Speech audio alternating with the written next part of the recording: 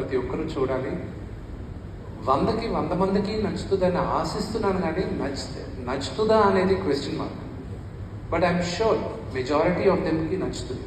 ఆ నోటీస్ ఇవ్వడం ఎందుకంటే టు ప్రొటెక్ట్ క్రియేటివ్ ఇంటిగ్రిటీ. ఇప్పుడు మీరందరూ సీజన్ జర్నలిస్ట్, మీకు తెలుసు మీరు సినిమాని ఎలా సినిమాగా చూడాలి, ప్రొటెక్ట్ చేయాలని. ఒక చిన్న ఉదాహరణ చెప్తాను. నిన్న ఇది ఫస్ట్ టైం నేను ఈ సినిమా ఇలాగా అన్ని భాషల్లోనూ రిలీజ్ చేయడం, అందరి దగ్గరికి వెళ్ళి చూడడం.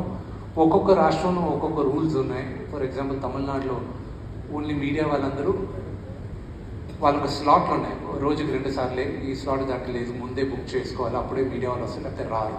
They have the rules, we have to respect. ఆ ఊరికి తగ్గట్టు చేయాలి.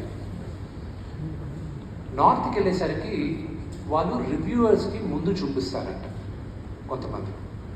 అండ్ ఎంబార్గో అంటారు దాన్ని. ఎంబార్గో అంటే మీరు చూడొచ్చు, మీ ఒపీనియన్ మీరు రాయొచ్చు, కానీ సినిమా రిలీజ్ రోజు మార్నింగే రాయాలి, దానికి ముందు రాయకూడదు అనేది రూల్ ఉంటుంది. నిన్న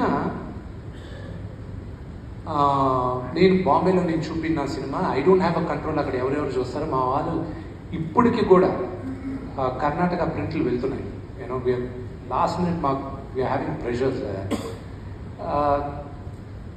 నిన్న వాళ్ళు చూశారు, నాకేంటి ఆతృత ఏంటంటే వీళ్ళు సినిమా చూసేశారు. How will the first time outsiders Kannappa అంటే ఏంటో తెలియక ఏమీ తెలియని వాళ్ళు మొదటిసారి చూశారు. మన చరిత్ర కూడా తెలియని వాళ్ళు చూశారు.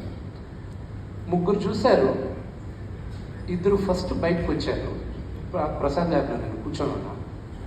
నేను లేచి వెళ్ళాను, వాళ్ళు ఎప్పుడు కలవలా, వచ్చారు కదా అని లేచి వెళ్ళాను నేను ఇంట్రడ్యూస్ చేసుకోవడానికి. నన్ను చూశారు, ఒక అతను గట్టిగా కౌగులించుకొని ఏడవడం మొదలెట్టాడు. ఐ ఫెల్ నాకు ఎందుకు వచ్చింది, నేను I don't know what it react. He said last 1 hour నా లైఫ్లో చూడలేదు ఇప్పుడు, ఇట్ వాజ్ అంత హార్ట్ టచింగ్గా ఉంటుంది అని.